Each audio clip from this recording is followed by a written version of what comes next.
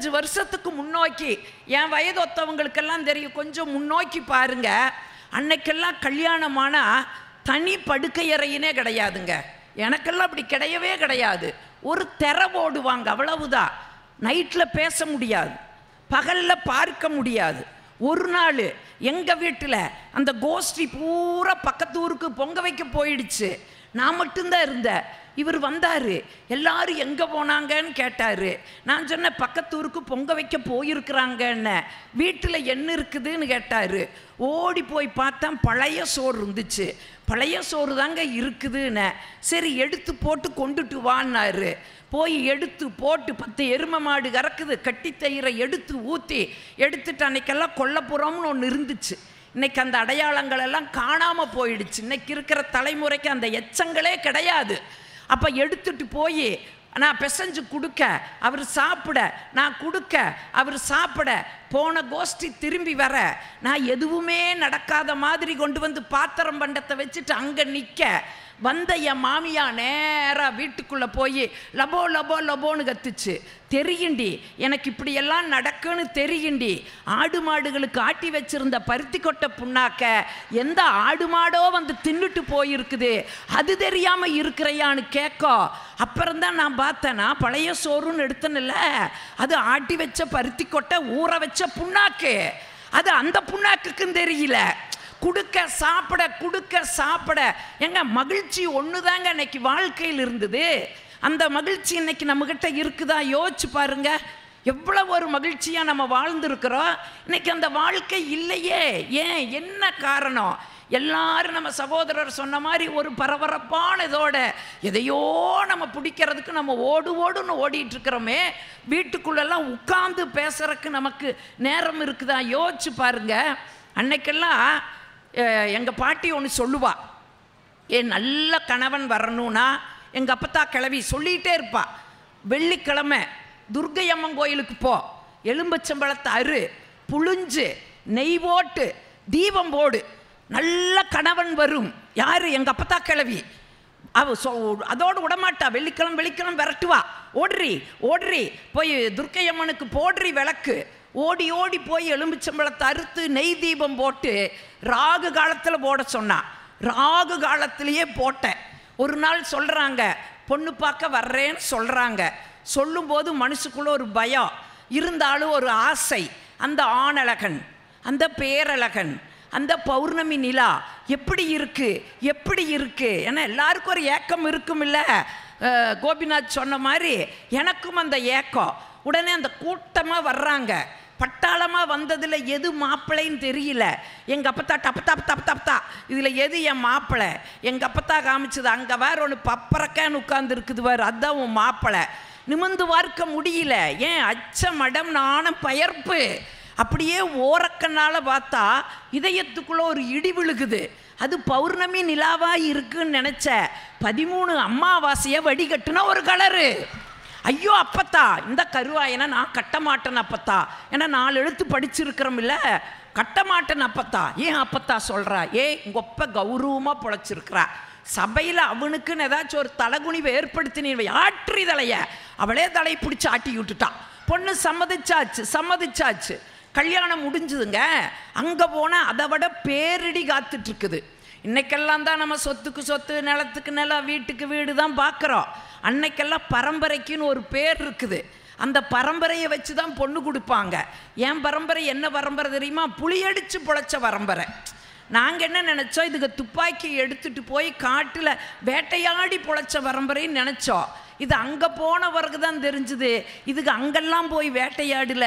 ரோட்டோரத்தில் இருக்கிற புறம்போக்கு புளிய மரத்துலலாம் புளியங்காய் அடித்து பழைச்ச பரம்பரை. அப்பத்தா பொய் சொல்லிட்டாங்க அப்பத்தா. எங்கள் அப்பத்தா சொல்கிறா, 1000 பொய் சொல்லி கல்யாணம் பண்ணுன்னு சொன்னாங்க. அவங்க ஒரு பொய் தானே சொன்னாங்க, போ முடிக்கிட்டுட்டா. இதை விட என்ன கொடுமை தெரியுங்களா?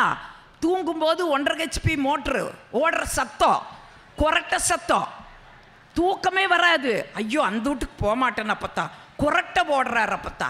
எங்கள் அப்பத்தா இடிச்சு மறுபடியும் போ, அந்த வீடு அவங்க தான் உனக்கு தெய்வம், அந்த வீடு தான் கோயில், லாபமோ நஷ்டமோ போ, அனுசரித்து போ அப்படின்னு அனுப்பிச்சு விட்றதுக்கு ஒரு அப்பத்தா கிழவி அன்னைக்கு வீட்டில் இருந்தா.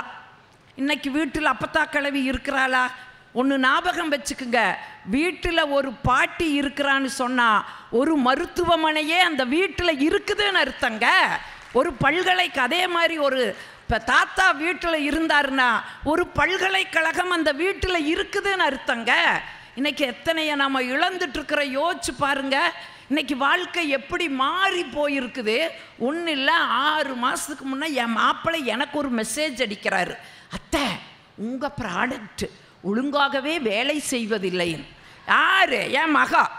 நான் பார்த்தேன், இது ஏதோ கோக்குமா காகுதேடா சாமின்ட்டு நான் ஒரு மெசேஜ் அடிச்சுட்டேன், மாப்பிள்ளை அந்த ப்ராடக்டை உங்களுக்கு சேல் பண்ணி பல வருஷம் ஆயிடுச்சு, வாரண்டி பீரியடும் தீர்ந்து போச்சு, அந்த ப்ராடக்ட் ஒழுங்காக வேலை செய்யலினா இந்த கம்பெனி பொறுப்பேற்காது அப்படின்னு நான் ஏங்க யோசிச்சு பாருங்க. எல்லாமே ஒருவருக்கொருவர் தம்பி சொன்ன மாதிரி அந்த விட்டு கொடுத்து போகிறதுல தாங்க வாழ்க்கை ஜெயிச்சுக்கிட்டு இருக்குது. இன்னைக்கு அந்த மாதிரி சூழல்கள் எப்படி மாறி போயிருக்குது. இந்த மகிழ்ச்சியெல்லாம் நமக்கு எங்கே? கடையில் வாங்குகிற பொருளா, காசுக்கு கிடைக்கிற பொருளா? எல்லாம் நமக்குள்ளே இருக்குதுங்க. கொஞ்சம் ஒரு ரசனையாக பார்த்தோன்னு வைங்க, அது மகிழ்ச்சிங்க. இங்கே ஒன்றும் இல்லை, ஆண்கள் இருக்கிறீங்க, நான் ஒரு டிப்ஸ் சொல்லிடுறேன். பொதுவாக என் வீட்டுக்காரருக்கெல்லாம் கோபம் எப்போ வரும் தெரியுங்களா? சாப்பாட்டில் ஏதாச்சும் முடி இருந்தால் பயங்கர கோபம் வந்துடும். என்னது முடியெல்லாம் போட்டு ஆக்கி வச்சிருக்கிற, நீயே திண்டு தோலை அப்படின்னு கோவிப்பார். அதனால் எப்பவுமே அவருக்கு நான் சொல்கிற டிப்ஸு தான் உங்களுக்கும் சொல்கிறேன்.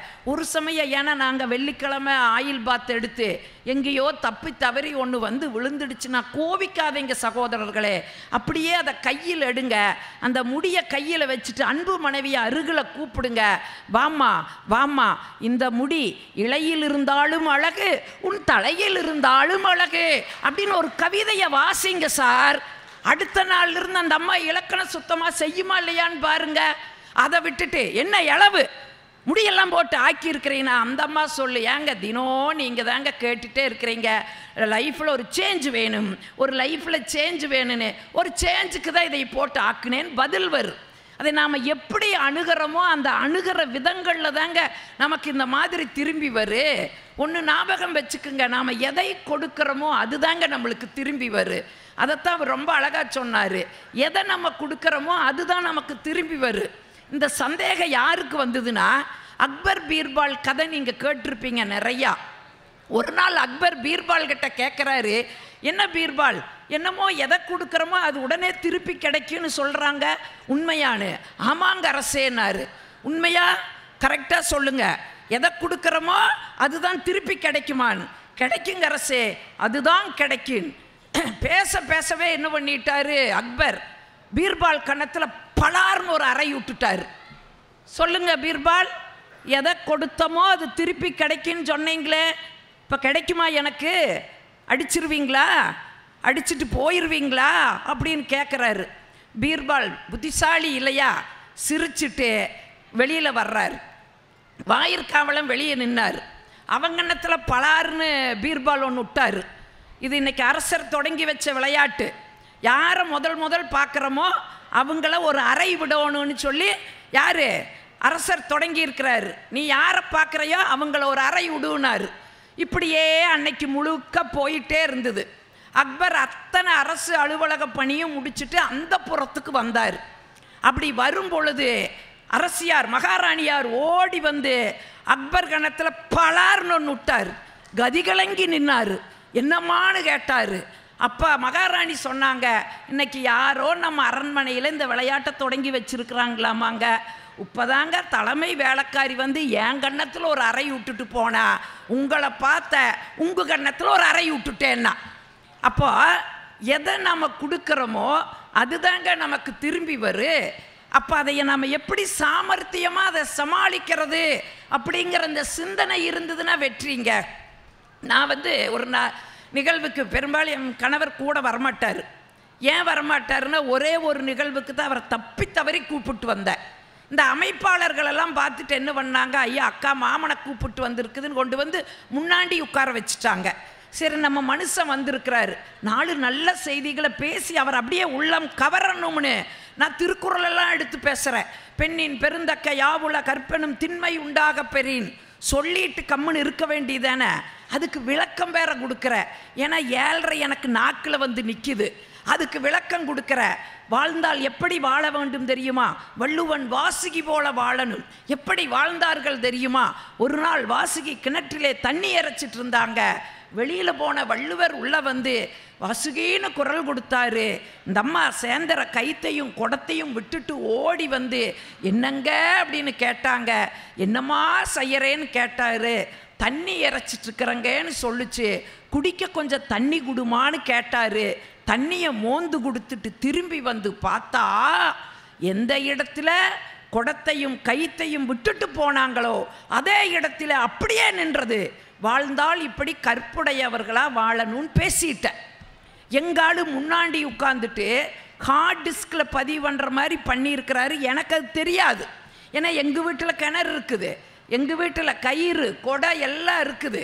ஒரு நாள் காலேஜ் போகிறக்கு அப்படியே பரபரன்னு வேலை செஞ்சுக்கிட்டு இருக்கிற உடனே இவர் மெயின் சுவிட்ச் ஆஃப் பண்ணிக்கிறார். எனக்கு தெரியல. அடாடா மோட்ரு போடாமல் விட்டுட்டுமே, வயசான மாமியா இருக்கிறாங்களே அப்படின்னு சரி 10 குடம் தண்ணியை சேர்ந்துலான்னு போய் சேர்ந்துற சாந்தி அப்படின்னு ஒரு குரல் கேட்குது. சாந்தினால அங்கே ஏதோ வில்லங்கம் இருக்குதுன்னு அர்த்தம். எதுக்கு வம்பு? குடத்தையும் கைத்தையும் அப்படியே விட்டுட்டு ஓடி வந்து என்னங்கன்னு கேட்டேன். என்ன செய்யறேன்னு கேட்டார். தண்ணி சேர்ந்திட்டு இருக்கிறங்கன்னு சொன்னேன். கையை பிடிச்சாரு. வான்னு கூப்பிட்டு வந்தார். வந்தால் என்ற துரதிஷ்டம் கயிறுங்கொடமும் போய் தண்ணிக்குள்ள விழுந்துடுச்சு. எட்டி பார்த்துட்டு கேட்குறாரு, நிக்கல? என்னங்க நிக்கல? குடமும் கயிறும் நிக்கலன்னாரு. அப்புறம்தான் அன்னைக்கு ஒரு உணர்ச்சி வசப்பட்டு பேசிக்கிறேன்ல, அதை சோதிக்கிறாராமா. உடனே நான் சுதாகரிச்சுக்கிட்டு பதில் சொன்னேன். ஏங்க தண்ணி சேர்ந்துறவன் மட்டும் வாசுகியா இருந்தா போதாதுங்க, கூப்பிடுறவரும் வள்ளுவராக இருக்கணுங்கன்னு சொல்லிட்டு திருவள்ளூர் ஓடி வர்றேன்னு சொன்னா, இந்த சுதாகரிப்பு இருந்ததுன்னு வைங்க, இது எல்லாம் நமக்குள்ளதான் இருக்குது. இப்போ நான் சொல்லும்போது இது உங்களுக்கு நகைச்சுவையாக தெரியுது. உங்கள் வாழ்க்கையிலையும் இந்த மாதிரி நிகழ்வுகள் நடக்கும். ஆனால் அவர் சொன்ன மாதிரி நம்ம அந்த இறுகன மனத்தோடைய அதையெல்லாம் அணுகணும்னா இது நகைச்சுவை அப்படிங்கிறதும் கூட நமக்கு தெரியாதுங்க. நீங்கள் எந்த சூழலிலும் முடிந்தவரை மகிழ்ச்சியாக வச்சு பாருங்க. நீங்கள் என்எஸ் கிருஷ்ணன் கேள்விப்பட்டிருக்கீங்க. சிரிக்கவும் வைப்பார், சிந்திக்கவும் வைப்பார். அவர் ஒரு படத்தில் காட்சி ஜமீன்தாராக நடிக்கிறார்.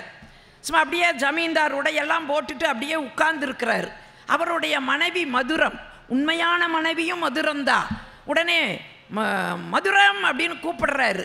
அந்த அம்மா ஓடி வருது, கையை கட்டி நின்றுட்டு ஏனுங்கன்னு கேட்குது. நமக்கு கல்யாணமாக எத்தனை வருஷம் ஆச்சு மதுரம்? 10 வருஷம் ஆச்சுங்க. குழந்தை இல்லைங்க. 2வது கல்யாணம் 2வது கல்யாணம் பார். உடனே அந்த அம்மா சொல்லு, ஏங்க குழந்தை இல்லைங்கிறதுக்கெல்லாம் 2வது கல்யாணம்? அப்புறம் ஒரு குழந்தையை எடுத்துக்கலாங்க, இந்த சொத்துக்கெல்லாம் வாரிசு வேணுமில்ல, ஒரு குழந்தைய தத்தெடுத்துக்கலாங்க. அது எப்படி தத்தெடுக்க முடியும்? அது என்னோட ரத்தமாக இருக்கணும். 2வது கல்யாணம் 2வது கல்யாணம் பார். இல்லைங்க, எதுக்குங்க நமக்கு ஒரு குழந்தை? எனக்கு நீங்கள் குழந்தை, உங்களுக்கு நான் குழந்தை. அது எப்படி மதுர முடியும்? நீ என்னை தூக்கி தொட்டலில் போட முடியுமா? தாளாட்ட முடியுமா? பால் புட்டியில் பால் ஊற்றி கொடுக்க முடியுமா? அது எப்படி முடியும்? 2வது கல்யாணம் 2வது கல்யாணம் பார். உடனே அந்த அம்மா சொல்லு, என்ன சொன்னாலும் கேட்க மாட்டேங்கிறீங்க, 2வது கல்யாணத்தில் உறுதியாக இருக்கிறீங்க. ஆமாம் ஆமாம் 2வது கல்யாணம் 2வது கல்யாணம். அப்போ ஒன்று பண்ணுங்க, பார்க்குறதான் பார்க்குறீங்க, உங்களை மாதிரி இல்லாமல் ஒரு நல்ல மாப்பிள்ளை எனக்கு பாருங்கங்க. அந்த அம்மா அப்படியே விக்கித்து உட்காந்துருவார். என்எஸ் கிருஷ்ணன் தோளில் போட்டிருக்கிற அந்த துண்டை தூக்கி தலையில் போட்டுட்டு போவார். இந்த காட்சி படத்தில் வரும். இது நம்ம சிரிக்கிறதுக்கு மட்டும் இல்லைங்க, இதில் என்ன ஒரு சிந்தனையை என்எஸ் கிருஷ்ணன் கொடுக்குறாரு தெரியுங்களா? பொதுவாக குழந்தை பாக்கியம் இல்லைன்னா ஆண்கள் தான் 2வது திருமணம் செய்வாங்க. இது உலக வழக்கு, இந்த மண்ணில் நடைமுறையும் அதுதான். ஆனால் ஆண்கள் 2வது திருமணம், அதாவது குழந்தை இல்லைங்கிறத காரணம் காட்டி ஆண்கள் 2வது திருமணம் செய்கிற மாதிரி அதே காரணத்தை காட்டி ஒரு பெண் 2வது திருமணம் செஞ்சான்னா என்ன ஆகும் தெரியுமா? துண்டை தோளில் போட மாட்டேங்க, தலையில் போட வேண்டிய ஒரு சூழல் வந்துருங்கிற ஒரு சிந்தனையை என்எஸ் கிருஷ்ணன் அந்த கதையில் சொல்லுவாருங்க.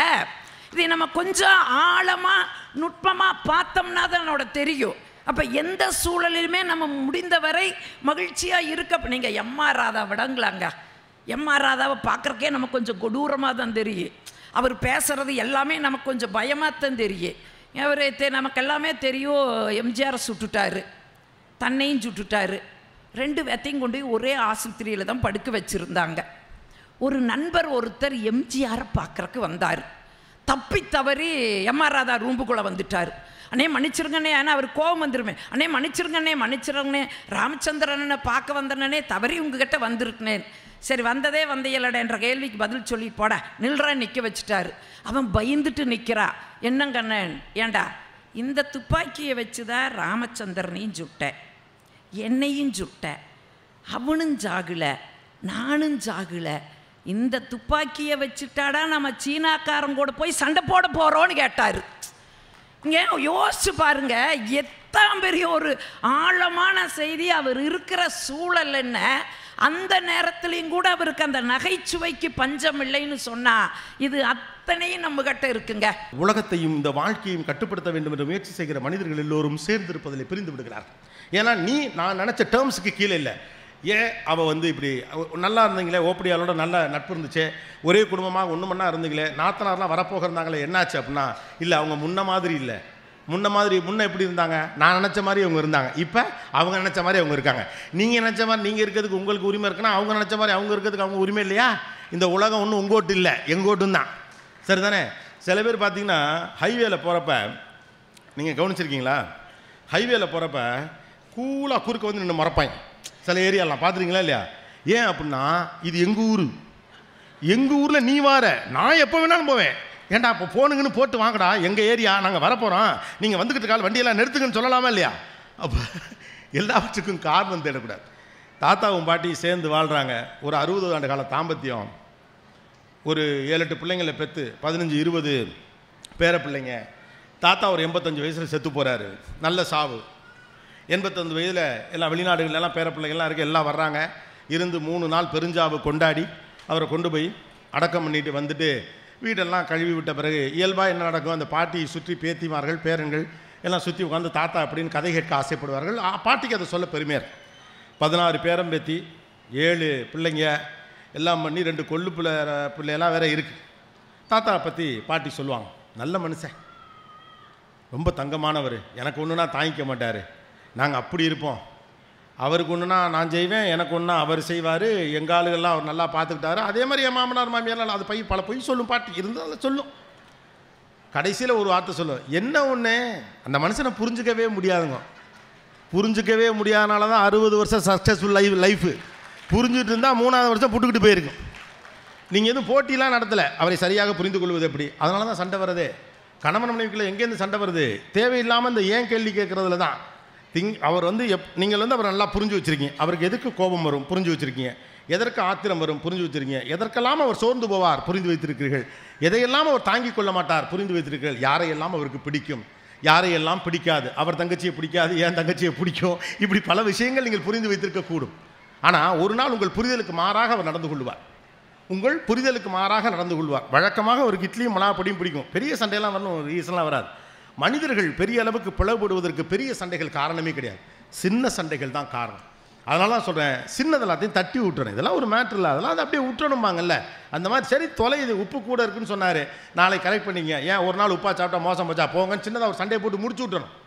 என்ன வச்சதை சாப்பிட்டு போயிட்டு இருந்திய, இப்போ என்ன புதுசாக பேச்சு அப்படின்னா என்னென்னா, நீ வச்சதை சாப்பிட்ற புள்ளேன்னு நான் புரிஞ்சுட்டேன், இனிமேல் என் புரிதலுக்கு மாறுபட்டு நீ யோசிக்கக்கூடாது. அந்த ஆள் 10 வருஷமாக உப்போட தின்னுட்டான், தொலையுது, ஒரு நாள் திடீர்னு வருது, எத்தனை நாளாக சொல்லாமல் இருக்கேன்ட்டு சாப்பாடு நல்லா இல்லைங்கிறார். அப்போ வச்சதை சாப்பிட்டு போகிற பிள்ளை நீ என்னதுக்கு இப்போ மாறுற? அப்போ பிரச்சனை அவர் மாறியதல்ல, அவர் உங்கள் புரிதலிலிருந்து மாறியது. நான் உன்னை புரிந்து வச்சுருக்கேன்ல, அந்த புரிஞ்சு வச்சுருக்கிறதுக்கு ஏற்ற மாதிரி இப்போ நடந்துக்கலாம். அப்போ என் புரிதல் தவறாங்கிற கோபம் தான் உங்களுக்கு அவருக்கு சண்டையே. நம்ம பிள்ளைகளுக்கு நமக்கு என்ன சண்டை? பிள்ளைய வச்சு நம்ம நல்லதுண்ணே, ஓகே ஓகே, யார் இது? சரி ஓகே, பரவாயில்ல, அப்படி இப்படி 2 பேர் இருந்தால் தான் நல்லாயிருக்கும். ஒரு மாதிரி கலகலன்னு. கடைசி வரைக்கும் அந்த அம்மா அவங்களுக்கு ஃபேன் வைக்க சொன்னாங்க, வைக்கவே இல்லை தம்பி. எனக்கு வைக்காட்டியும் பரவாயில்ல, அவங்களுக்கு வைங்க. எப்படி உங்களுக்கு வேணுங்கிறப்ப நீங்கள் எனக்கு ஃபேன் வைக்க சொன்னீங்களோ, இப்போ எனக்கு வேணுங்கிறப்ப நான் உங்களுக்கு வேணும்னு சொல்கிறது தானே. மனித வாழ்க்கை சிம்பிள், கடந்து போயிட வேண்டியது தானே. Okay, so that what we need to understand is, இதெல்லாம் ஏன் வருது அப்படின்னா, நமக்கு சில முன்னெடுக்கப்பட்ட முடிவுகள் இருக்குது. வாழ்க்கை குறித்து நமக்கு ஒரு பயம் உண்டு. We are scared about life. Life ரொம்ப கஷ்டமானது. அதனால தான் பிள்ளைகளை கூடுதலாக அழுத்துறோம். ஏங்க உண்மையாகவே எனக்கு மட்டும்தாங்க வருது. ஆக்சுவலாக அந்த 2 ரோவை கவர் பண்ண மாதிரி வைங்க. கேட்டது அவங்க தானே, எனக்கு பாதி வந்தால் போதும். ரைட். ஏம்மா காற்று கரெக்டாக வருதா? உலகத்தில் இவ்வளோ சௌரியமாக உட்காந்துக்கு பேச்சு கேட்டாலும் நான் பார்த்ததே இல்லைம்மா. மேலே உட்காந்துருக்க அதிகாரிகளுக்கு கூட சுமாராக தான் காற்று வருது. அடே அப்பா என்ன ஒரு சௌரியம். இப்போ அவங்கள்ட்ட நம்ம ஒரு என்ன எவ்வளோ நேரம் பேசுகிறது மட்டும் கேட்டோம்னா, நீங்கள் பாரு பேசுங்க அப்படிமா. ஏன்னா நல்லா ஃபேன் காற்று சௌரியமாக உட்காந்துருக்கோம், நாளைக்கு லேட்டாக கூட எந்திரிச்சிக்கலாம் அப்படின்னா நீ பேசு அப்படிங்கம்மா. ஏன் நமக்கு இந்த கவலை வருகிறது அப்படின்னா, சில முன்னெடுக்கப்பட்ட முடிவுகள் நம்மை உறுத்தி கொண்டே இருக்கு. வாழ்க்கை குறித்து ஒரு பயம் இருக்குது. அதனால தான் பிள்ளைகள் நம்ம கூடுதலாக தொந்தரவு செய்கிறோம். இப்படியெல்லாம் நீ இருந்தீன்னா உருப்படா போயிடுவேன், இப்படியெல்லாம் இருந்தால் நீ என்ன ஆவ, இப்படியே இருந்தால் நீ என்ன ஆயிடுவ, நமக்கு தான் தெரியாதே. ஏன்னா முழுக்க முழுக்க அந்த உலகத்தை நீங்கள் கட்டுப்பாட்டுக்குள்ள வச்சுக்க பார்க்குறீங்க. இப்படி இருந்தால் இப்படி ஆகும், இப்படி இருந்தால் இப்படி ஆக்கி விடலாம், இப்படி நடந்தால் அப்படி நடந்து விடும் நீங்கள் நம்புறதுனாலையும் அந்த கட்டுப்பாட்டை கைக்குள்ளே கொண்டு வர முயற்சி பண்ணுறதுனால தான் சின்ன சேட்டைகளை கூட இப்போல்லாம் பொறுத்துக்க முடியாது. 24 hours நம்ம ப்ரொடக்டிவாக இருக்கணும் அப்படின்னு நினைக்கிறோம்.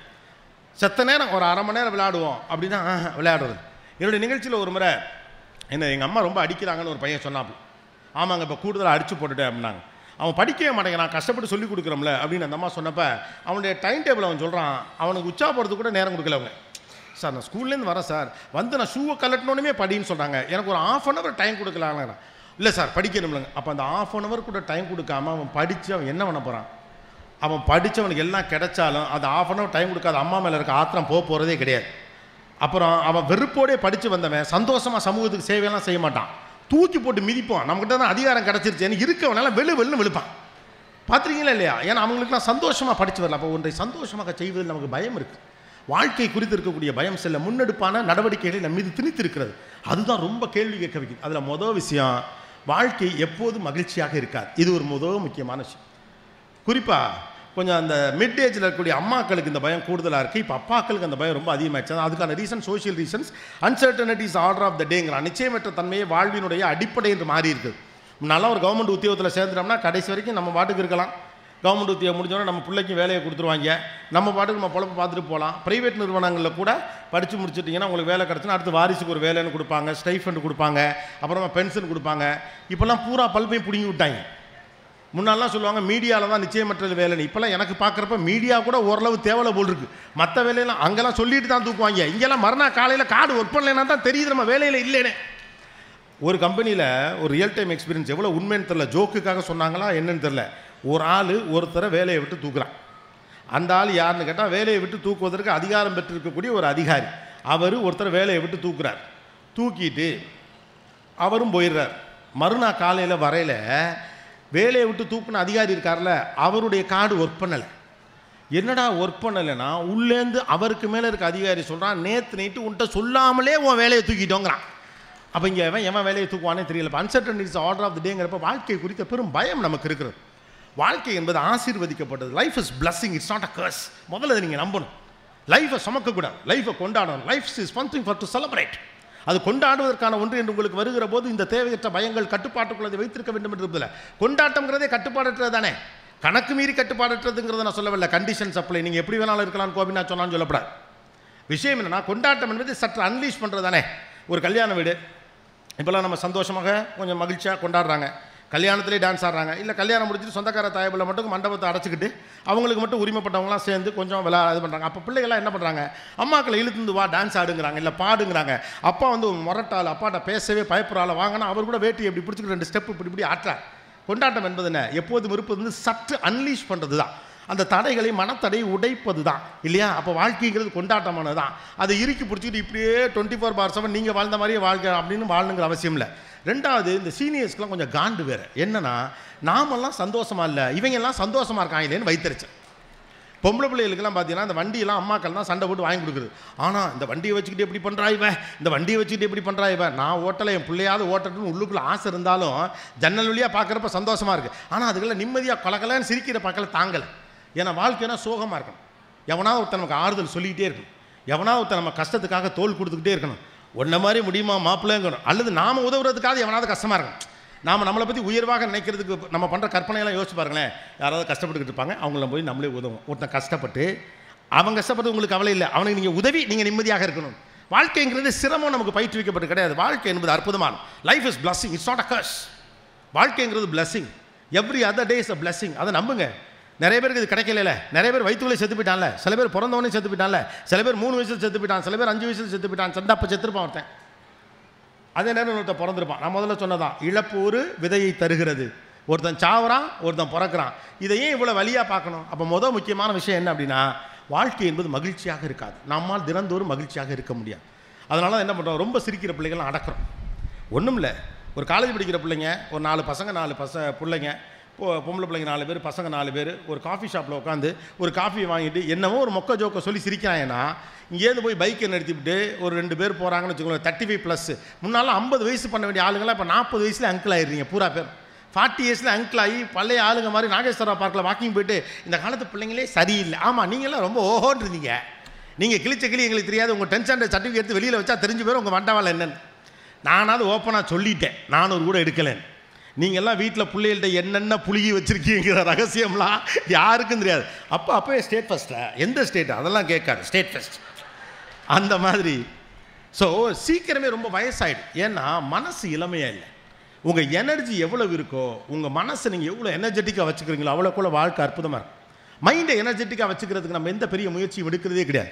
நம்ம வாழ்க்கை முழுக்க நம்ம பயத்தை கடப்பதான். இது நடந்துடாமல் இருக்கணுமே கடவுளே, இது இல்லாமல் இருக்கணுமே கடவுளே. சின்ன வயசுல இந்த பயத்தை ஊட்டியே வளர்க்கலாம். 7 வயசு பிள்ளைக்கு எங்கள் அம்மா அப்பா நாளைக்கு இல்லாமல் போனால் என்ன ஆகுங்கிற பயத்தை உண்டாக்குறோம். இதில் 10ல் 2 பேராவது அல்லது 5 பேர், இன்னும் சொல்ல போனால் 7 பேர் எங்கள் அம்மா செத்துருமோங்கிற பயத்திலே வளர்ந்தவங்களாம் நிறைய பேர் இருப்பாங்க. உண்டா இல்லையா? அப்பா செத்து போயிடுவாருங்கிற பயத்திலே இருப்பான். ஒரு பிள்ளை வயசான பிறகு பிள்ளைகளுக்கு சின்னதாக ஒன்று பண்ணுச்சுன்னா பிள்ளை இல்லாத உலகம் இப்போ இருக்கிற கற்பனை போகிறாங்க. எது சலிக்கு? இங்கே வாழ்க்கை பிரச்சனை இல்லை, வாழ்க்கை குறித்த உங்கள் பயம், அந்த பயத்தை பற்றின கற்பனை. பயம் நியாயமானது, ஆனால் பயத்தை பற்றின உங்களுடைய கற்பனை ரொம்ப மோசமானது. ஏன் அந்த கற்பனை வருகிறது அப்படின்னம்னா, வாழ்க்கை என்பதே சிரமம்னு நமக்கு பயிற்றுவிக்கப்பட்டிருக்கிறது கிடையாது. வாழ்க்கை ஏற்ற இறக்கங்களோடு கூடியது, அவ்வளோதான். நேற்று மாதிரி இன்றைக்கி இருக்காது, இன்றைக்கி மாதிரி நாளைக்கு இருக்காது. அப்போ நேற்று நம்ம சோகமாக இருந்தால் இன்றைக்கி சந்தோஷமாக இருப்போம் நினைக்க வேண்டியதுனே. அப்படிலாம் நினைக்க மாட்டோம். சோகமாக இருந்தால் நாளைக்கு சந்தோஷமாக இருப்போம் நினச்சதே கிடையாது. ஆனால் சந்தோஷமாக இருந்தோம் நமக்கு சோகமாக இருக்கும் பயமாக. அதனால யாராவது ரொம்ப சந்தோஷமாக சிரிச்சாங்க வைத்தறிச்சு வந்துடும். ஐயோ ரொம்ப இப்படி கெக்கன்னு சிரிக்காத, அப்புறம் உருப்படாமல் போயிடுவேன். ஏன் சிரிச்சா ஒருத்தன் அழுதுவா மோசம் போயிடுவானா? அது நம்ம தாங்கிக்கவும் இல்லை. மகிழ்ச்சியாக இருப்பதை பார்த்து மகிழ்வதே குறைவாக இருக்குது. யோசிச்சு பாருங்கள், எதை பார்த்தாலும் நமக்கு எரிச்சல் வருவதற்கான காரணம் என்னென்னா, மைண்டில் எனர்ஜி இல்லை, நம்ம எரிச்சலாக இருக்கோம் உள்ளுக்குள்ளே. அதெல்லாம் 4 வயசு பசங்க 4 வயசு பிள்ளைங்க சந்தோஷமாக காஃபி ஷாப்பில் இது பண்ணிக்கிட்டு ஏதோ பேசி சிரிச்சா கூட அவங்க யார் பெற்ற பிள்ளையோ அவங்க படிக்கிறாங்க, என்னமோ பண்ணிட்டு போகிறாங்களே, பாரு எப்படி கெக்கன்னு சிரிக்கீங்க, இதெல்லாம் உருப்படா போகுது. அவன் யூனிவர்சிட்டி ஃபஸ்ட் எடுத்ததுக்கு இங்கே பார்ட்டி கொடுத்துக்கிட்டு இருக்கான், அதுவே உங்களுக்கு தெரியாது. அவன் காப்பி வாங்கி கொடுத்ததுக்கான காரணமே அவன் யூனிவர்சிட்டி ஃபஸ்ட் வாங்கினதுக்காக கூட இருக்கலாம். ஆனால் யார் மகிழ்ச்சியாக இருந்தாலும் பார்ப்பதற்கு பயமாக இருக்கிறது. 2 காரணம். ஒன்று, வாழ்க்கை மகிழ்ச்சியற்றது நம்ம நம்புகிறோம். 2வது, இந்த மகிழ்ச்சி இல்லை நமக்கு இல்லைன்னு ஏங்குறோம். இது 2 தான் நம்ம வாழ்வின் பிரச்சனை. முக்கியமான விஷயம், வாழ்க்கை மகிழ்ச்சியாக இருக்கும் நம்புங்க. நீங்கள் எது நம்புகிறீர்களோ அதுதான் நடக்கும். நீங்கள் நடக்கும் நினச்சாலும் நீங்கள் நினைக்கிறதா சரி, நடக்கலே நினைச்சாலும் நீங்கள் நினைக்கிறதான் சரி. நான் பணக்காராகவே நினைக்கிறவன் பணக்காரனாகிறத பற்றி யோசிப்பான். கடவுளே நான் நட்டுக்கிட்டு போயிடுறேன் என் வாழ்க்கையை நினைக்கிறவன் அதை பற்றியே தான் யோசிப்பான் இல்லையா? ரோட்டுக்கு வந்துருவோமா, ரோட்டுக்கு வந்துருவோம் அப்புறம் மைண்ட் என்னத்தை பற்றி யோசிக்கும்? ரோட்டை பற்றி தான் யோசிக்கும். நான் பெரிய ஆளாயிருவேன் யோசிக்கிறப்ப எதை பற்றி யோசிக்கும்? பெரிய ஆளாகிறத பற்றி யோசிக்கும். உங்கள் எண்ணங்களை பழக்குங்கள், உங்கள் தாட்ஸை ப்ராசஸ் பண்ண ஆரம்பிங்க. அதனால தான் பிள்ளைகள்கிட்ட நெகட்டிவாக சொல்லாதீங்கன்னு அடிக்கடி சொல்லுவேன். உருப்படாமல் போயிடுவேன், மாடு தான் மேய்ப்பேன், ரோட்டில் தான் நிற்ப, மல்லிகை கடையில் பொட்டலம் தான் போடுவேன், தெருவில் ஒரு நாள் நீ நிற்ப. ஏன் பயம்? இதெல்லாம் நடந்துடக்கூடாதுன்னு பயம். நீங்கள் எதுவெல்லாம் நடந்து விடக்கூடாதுன்ற வார்த்தைகளை பிள்ளைகளுக்கு சொல்லுகிறீர்களோ அதுவெல்லாம் தான் அவர்களுக்கு பணியும். நம்ம பழைய காலத்துலலாம் திட்டையில் கூட சபிக்கிற மாதிரி திட்ட மாட்டாங்கன்னு சொல்லுவாங்க. ஏன்னா அந்த வார்த்தை பழிச்சிடும் அப்படின்னு சொல்லுவாங்கல்ல, அதோடைய நோக்கம் தான். மனசை எனர்ஜியாக வச்சுக்கிறதுக்கு பயப்படாமல் நீங்கள் இருந்தால் போதுமானது. வாழ்க்கை நல்லாயிருக்கும். சந்தோஷமாக பேசி சிரிக்கிறப்ப நான் நிறைய இடங்களில் சொல்லியிருக்கேன், நான் நிறைய இடங்கள் அதை பார்த்துருக்கேன். ஒரு கல்யாண வீட்டில் ரொம்ப நாள் கழித்து சந்திக்கக்கூடிய உறவினர்கள் ஒரு 4-5 அம்மா பெண்கள்லாம் பேசிகிட்டு இருப்பாங்க. அதில் ஒருத்தங்க ரொம்ப நாள் கழித்து ரொம்ப சிரித்து சந்தோஷமாயி அக்கா தங்கச்சிங்க கசின்ஸ் எல்லாம் பார்த்து இருக்க காசிப்லாம் பேசி தீர்த்து யார் யாரோட ஓடனா இந்த கதையெல்லாம் சொல்லி மகிழ்ந்து மகிழ்ச்சியின் உச்சத்தில் ஒரு கட்டத்தில் ஹகான் சிரிக்கல. அந்த அம்மா கண்ணிலேருந்து சிரிப்பிலே தண்ணி வரும். அப்போ அந்த கண்ணீரை தொடச்சிக்கிட்டு அந்த ஆண்டி சொல்லுவாங்க, ஐயோ ரொம்ப சிரிச்சுட்டேன், நாளைக்கு என்ன போதோ தெரியலை அப்படிம்பாங்க. ஏன்? வாழ்க்கை மகிழ்ச்சியானது அல்ல.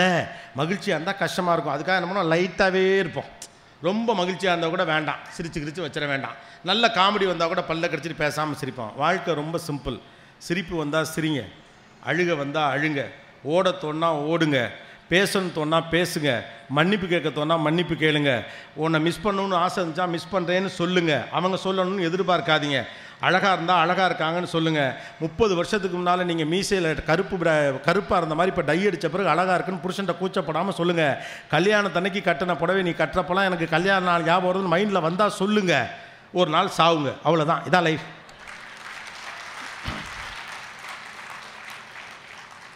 சாவுங்கன்னு சொன்னாலே ஏன் கை தட்டுறீங்க தெரியுமா? நடுவில் இவ்வளோ நல்ல விஷயம் இருக்குது. இதெல்லாம் செஞ்சுட்டு சாக நீங்கள் ரெடி தான். தினந்தோறும் மூஞ்சியை தூக்கி முதுகுக்கு பின்னால் வச்சுட்டு வாரவன் போகிறவமெல்லாம் கடுப்பை காட்டிட்டு ஐயோ ஏதாவது பண்ணி தொலைஞ்சிருமோ பக்குன்னு வாழ்ந்துக்கிட்டு அவன் நல்லா வந்துட்டானே இவன் நல்லா வந்துட்டானே கடவுளை என்ன மட்டும் ஏன் அப்படி வச்சிருக்கேன்னு பிடிச்ச சாமியெல்லாம் போய் திட்டிட்டு உங்களை கட்டி என்ன சுகத்தை நான் கண்டேன்னு புருஷன்ட்ட புலம்பி எங்கள் அத்தை பொண்ணு காத்திருந்துச்சு அதை விட்டுட்டு ஒன்றை கட்டின நடை பாவின்னு அந்த ஆளு புலம்பி அதை 2 பிள்ளைகளையும் பார்த்துவீங்க நம்ம அப்பா அம்மா தானா இல்லை நம்மளை கூட்டியாந்து வச்சு வளர்க்குறாங்க நானும் அதுகளாம் நினச்சி கழிவிறக்கத்தால் உள்ளுக்குள் இறங்கி வாழ்ந்து சோகப்பட்டு அந்த நோய் இருக்கோ இந்த நோய் இருக்கோன்னு கவலைப்பட்டு டெஸ்ட் எடுக்கக்கூட பயந்துக்கிட்டு அது சம்மந்தமாக எவனையாவது பார்த்தா அவனை விட்டு ஓரங்கட்டி எதுக்கும் போகாமல் சிரிக்கிறவனை பார்த்து எரிச்ச வந்து ஒரு நாள் சாவுங்க. கைத்தறில் பார்த்தீங்களா? மனுஷன் சாக ரெடி, சந்தோஷமாக இருந்துட்டு சாக ரெடி. கருமம் சாவத்தான் போகிறோம்னா சந்தோஷமாக சாக வேண்டியதானே. இது எதுக்கு வேண்டா வெறுப்பா பிள்ளையை பார்த்து காண்டாமிருகன் பேர் வச்ச மாதிரி காலம் முழுக்க கடுகடுன்னு இருந்துட்டு போவானே. போவேல நல்லா போக வேண்டியதானே. எப்படி போனாலும் சத்த பிறகு நல்லா சொல்லுவாங்க சாகிற வயசாக இதுதான் சொல்ல போகிறான் இல்லையா? எவ்வளோ நல்ல மனுஷன் 2 பேர் சொல்லத்தான் போகிறான். இல்லாட்டி நம்ம கூப்பிட்டு முத நாள் அவன்கிட்ட ஃபோனை பண்ணிவிட்டு இங்கே எனக்கு இழுத்துக்கிட்டு இருக்க மாதிரி இருக்குது, நாளைக்கு டெத்தில் வந்து நீ 2 பேர் 4 பேர் பேசியிருக்கடா நல்ல மனுஷன்னு அப்படின்னு சொல்லத்தான் போகிறாங்க. எவ்வளோதானே. Life is so simple, don't complicate it. இந்த வாழ்க்கை உங்களுக்கு கொடுக்கப்பட்டதுடைய நோக்கம் நீங்கள் கொண்டாடுவதற்கு தான். தேவையில்லாமல் முன்னெடுக்கப்பட்ட முடிவுகளின் அடிப்படையில் உங்களை நீங்கள் வதைத்து கொண்டு மற்றவர்களை வதைப்பது அல்ல வாழ்க்கை. Life is a blessing. Count every other day. Every day is a blessing. ஒவ்வொரு நாளும் உங்களுக்கு கொடுக்கப்பட்டிருப்பது அதை நீங்கள் கொண்டாட அனுபவிப்பதற்கு தான். எங்கே சார் கொண்டாட முடியுது? நம்மளை சுற்றி இருக்கவங்களாம் நிம்மதியை கெடுத்து விட்றாங்க சார். நாம் நல்லா இருக்க நினச்சாலும் இந்தா ஒரு போனை போட்டால் என் நிம்மதியே போச்சு சார். இவங்கெல்லாம் அடிக்கடி நிறைய பேர் இங்கிட்டலாம் ஃபோன் வருதாட்டிருக்கு. இந்த 2 ரோவில் ஏகப்பட்ட ஃபோன் போட்டுருக்கு. இவங்களெல்லாம் என்ன சொல்கிறாங்கன்னா இவங்க பேர் நான் எனர்ஜி ராபர்ஸ்ன்னு சொல்கிறான். உங்கள் எனர்ஜியை சக்தியை திறனை திருடுகிறவர்கள். அவங்களோட சேராதீங்க. சில கேரக்டர்ஸ் இருப்பாங்க தெரியுமா, உங்களுக்கு ஆறுதல் சொல்கிற மாதிரியே உங்களை காண்டேத்துவாங்க. எப்படி இருந்த நீ எனக்கே உன்னை பார்க்கல மனசுக்கு கஷ்டமாக இருக்கு.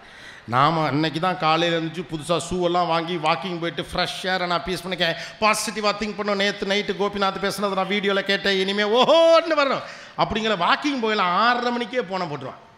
மாப்பிள்ளை எப்படி இருக்கேன்? நல்லா இருக்கேன். என்ன பண்ணியிருக்கேன்? வாக்கிங் போயிட்டுருக்கேன். வாக்கிங் போறியா? ஆமாம் மாப்பிள்ளை நீ வாக்கிங்லாம் அவசியமாக போகணும், ஏன்னா சுகர் வேறு உனக்கு அதிகமாகிருச்சு. நான் வாக்கிங் போகிறது சுகந்தமான காற்றை அனுபவிப்பதற்காக. ஏன் சொல்கிறேன்னு கேட்டீங்கன்னா, இப்போ நம்ம மேலே திரு மாமா இல்லை, ஆமாம் நம்ம மாடி வீட்டில் குடியிருந்தார், ஆமாம் சுகர் ஏறி காலை எடுத்துட்டாங்கடா. காலையில் வாக்கிங் போகிறவன்ட்ட காலை எடுத்துட்டாங்க. இப்போ இவன் நம்மளை நல்லா இருங்கிறானா இல்லை இவன் நிம்மதியாக இருக்கக்கூடாதுன்னு காலையில் அலாரம் வச்சு ஃபோன் அடிக்கிறானா. சில கேரக்டர் சுற்றி வளைச்சி உங்களுக்கு அந்த இடத்துக்கு தான் வருவாங்க. சில கேரக்டர்ஸ் என்ன பண்ணுவாங்க, சுற்றி வளைச்சி அந்த இடத்துக்கு தான் வருவாங்க. ஏதோ ஒரு வகையில் என்ன சொன்னால் இவருடைய மனம் கோணும் என்று அவர்களுக்கு தெரியும். அதை ரொம்ப அழகாவோ சூதிங்காவோ இல்லை ஹார்டாவோ எப்படியோ சுற்றி அந்த இடத்துக்கு வர்றான்ல அவனை முதல்ல விளக்குங்க. அவன் தான் உங்கள் எனர்ஜி ராபர். உங்களுடைய ஆற்றலை திருடுகிறவர்கள் அவர்கள் தான். அந்த ஆற்றலை திருடுகிற மனிதர்களிருந்து தூரம் இருங்கள். அந்த டாக்ஸிக் பீப்புள்லேருந்து நீங்கள் கொஞ்சம் வெளியே போக போக ஆட்டோமேட்டிக்காக உங்களுக்கு இந்த உலகம் பற்றி தெளிவாக புரிய ஆரம்பிச்சாங்க. ஆனால் நம்ம பிரச்சனை என்ன தெரியுமா, நம்மளை அன்பு செலுத்த 1000 பேர் இருப்பான், அவ்வளோ பேர் பிரியமாக இருப்பாங்க. ஆனால் நம்ம குடும்பத்தில் நம்ம என்ன செஞ்சாலும் நம்ம குறை சொல்கிறதுக்கு நான் ஒரு அந்த ராபர் இருக்கான் பாருங்க, அவனை பற்றியே தான் யோசிப்போம். இந்த மைண்ட் அவனை பற்றியே தான் யோசிப்போம். ஒரு வெளியூருக்கு போயிட்டு வந்தால் கூட மற்றவங்களுக்கு பரிசு வாங்குற பற்றிலாம் யோசிக்க மாட்டீங்க. அந்த ஆளுக்கு வாங்கிட்டு போனால் அவன் ஏதாவது சொல்லிவிடுவான், அவன் உங்களை மிரட்டிக்கிட்டு இருக்கான்னு அர்த்தம் இல்லையா? ஒதுக்கி வைங்களேன், என்ன ஆக போகுது, நான் சொன்னதானே நடக்கும், எல்லாம் பண்ணிட்டு ஒரு நாள் செத்து போயிடுவான், அவ்வளோதான். அந்த ஆள் அன்றைக்கி அதான் சொல்ல போகிறான், நல்ல மனுஷன் செத்து போயிட்டான். ஒருவேளை அந்த ஆள் முந்திக்கிட்டானா, நாம் அவன் ஜாவில் போய் நல்ல மனுஷன் செத்து போயிட்டான், இவனை தான் முந்தானத்து நைட்டு வரைக்கும் திட்டான், இவனுக்கெல்லாம் ஒரு சாவு வராதா அப்படின்னு சொன்னால் கூட அன்றைக்கி தான் அதுன்னு சொல்ல போகிறோம். Concentrate on people those who love you. Concentrate and attach with the people those who give you a positive vibes. இந்த வாழ்க்கை அற்புதமானது என்று உங்களிடம் பேசுகிற மனிதர்களோடு சேர்ந்திருங்கள். அவர்கள் தரக்கூடிய ஆற்றலோடு உங்கள் ஆற்றலை சேர்த்துக் கொள்ளுங்கள். மாறாக உங்கள் ஆற்றலை திருடுகிற மனிதர்களோடு நீங்கள் தொடர்ந்து சேருகிற போது உங்கள் மனசு சோர்வடைகிறது. உங்களுடைய வாழ்வின் சாரம் என்பது உங்களுடைய மனசு எவ்வளவு மகிழ்ச்சியாக இருக்கிறதுங்கிற பொறுத்து தான், அது எவ்வளோ எஃபெக்டிவாக இருக்குது அப்படிங்கிறது தான். எல்லா வேலையும் பார்க்குறோம், சில பேர் ஜெயிக்கிறான், எல்லா வேலையும் பார்த்து நான் ஏன் ஜெயிக்கலை, 2 பேருக்கும் ஒரே ஒரு வித்தியாசம் தான், அவருடைய மனசு மகிழ்ச்சியாக இருக்குது, மனசு ஆற்றலோடு இருக்குது, நம்ம மனசு தோய்வடைகிறது. இந்த மனசை நம்ம ஒரு ஹார்ட் டிஸ்க் எடுத்துக்கோங்களேன். இப்போ ஒரு கம்ப்யூட்டர் வச்சுக்கோங்களேன். நிறைய பேர் பணி செய்யக்கூடியவர்கள் கம்ப்யூட்டர்லாம் பயன்படுத்தக்கூடிய ஆட்களாக இருப்பீங்க. இப்போ நீங்கள் ஒரு கம்ப்யூட்டர் யூஸ் பண்ணுறீங்க அப்படின்னு வச்சுக்கோங்களேன். ஒரு 500 GB இருக்கக்கூடிய கம்ப்யூட்டர் ஒரு 200 GB நீங்கள் ஃப்ரீயாக வைப்பீங்க. அப்போ தான் அந்த கம்ப்யூட்டருடைய ப்ராசஸர் ஒழுங்காக நடக்கும். அப்படி தான் நம்ம மனசும் தேவையில்லாத உள்ளே வச்சிருக்கக்கூடாது. எப்போ தேவையில்லாத தூக்கி போட்டிங்களோ ஆட்டோமேட்டிக்காக தேவையானதை ஏற்றுறதுக்கு ஸ்பேஸ் கிடைக்கும். ஏற்கனவே இந்த குப்பை தொட்டி முழுக்க ரொம்ப கிடக்குன்னு வச்சுக்கோங்களேன், தேவையானது எப்படி போட்டு வைக்க முடியும்? இந்த தகவல் உங்களுக்கு பிடிச்சிருந்தா லைக் பண்ணுங்க, உங்க ஃப்ரெண்ட்ஸுக்கு ஷேர் பண்ணுங்க, மறக்காம எங்க சேனலுக்கு சப்ஸ்கிரைப் பண்ணுங்க.